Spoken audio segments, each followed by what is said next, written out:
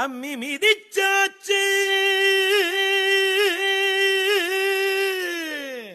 அருந்ததிய பார்த்தாச்சு பொம்மி பூ முடிச்சு புருஷன் கைய கோத்தாச்சு அவளுக்கு அன்பான